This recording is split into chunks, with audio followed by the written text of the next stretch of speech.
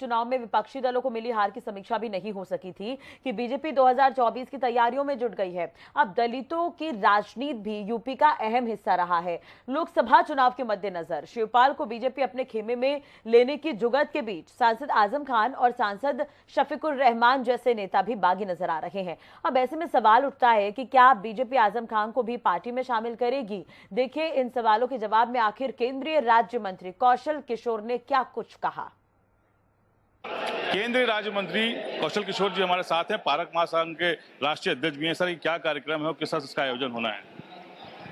Doctor Ambedkar की जयंती की पूर्व संध्या पर एक दिन पहले 13 अप्रैल को लखनऊ के गांधी भवन सभागार में उनके प्रांगण में करीब 2000 डेलीगेट जो विभिन्न क्षेत्रों से, विभिन्न जनपद और विभिन्न प्रदेशों से, पूरे देश से आएंगे। और वो विषय है उनका जो हमने रखा है पारक महासंघ का, डॉक्टर अंबेडकर के मिशन को पूरा करने में भारतीय जनता पार्टी व आरएसएस की भूमिका, इस पर एक चर्चा होगी। वैचारिक विशाल सम्मेलन होगा। डॉक्टर अंबेडकर सभी वर्ग, सभी समाज के मसीहा थे, महामानव थे। वो केवल दलितों के मसीहा नहीं थे, सर्व समाज के वो मसीहा थे। और इसीलिए अमेरिका ने उनको दुनिया का सिंबल ऑफ नॉलेज 20वीं सदी में घोषित किया। बहुजन समाज पार्टी ने उनकी विचारधारा को संकुचित ला करके रख दिया। शोषण विहीन, जात विहीन समाज की स्थापना का उनका मिशन पूरा करने का काम बीजेपी आरएसएस कर रही है। इसी संबंध में एक बड़ी वैचारिक विशाल सम्मेलन करने का काम 13 अप्रैल को किया जाएगा। बहुजन समाज पार्टी दलितों की राजनीति करती थी। अभी राहुल गांधी ने आरोप लगाया कि उन्होंने सीएम का ऑफर किया था मायावती जी को, लेकिन उन्होंने उसका कोई जवाब नहीं दिया। तो क्या लगता है कि दलितों की राजनीति एक बार फिर गरमा रही है उत्तर प्रदेश में?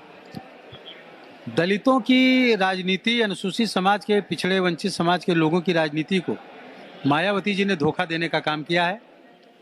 उनके मान सम्मान पर ठेस पहुंचाने का काम किया, कुठाराघात करने का काम किया है।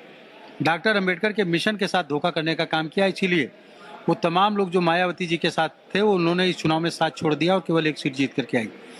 आज भारतीय जनता पार्टी इसके लिए काम कर रही है और मैं समझ रहा हूँ बड़े पैमाने पर अब जो मायावती जी के साथ, बीएसपी के साथ लोग थे, जो वास्तव में डॉक्टर अंबेडकर जी से और उनकी विचारधारा से प्रेम करते हैं, उनके मिशन से प्रेम करते हैं, वो सब लोग भाजपा के साथ जुड़ेंगे और भाजपा के साथ के इस सम्मेलन में शामिल होने का काम करेंगे। भारतीय जनता पार्टी के साथ लोगों का जुड़ने का जो सिलसिला है वो लगातार जारी है। शिवपाल सिंह यादव को लेकर भी अटकलें तेज थी और अब आजम खान और शफीकुर रहमान जैसे नेता भी नाराज हो गए हैं, सांसद हैं समाजवादी पार्टी में। क्या इनके लिए कुछ रास्ते खोले जाएंगे भारतीय जनता पार्टी में अगर वो समाजवादी पार्टी छोड़ के आते हैं? अब ऐसा तो भारतीय जनता पार्टी का संगठन ही निर्णय लेगा, शीर्ष नेतृत्व निर्णय लेने का काम करेगा।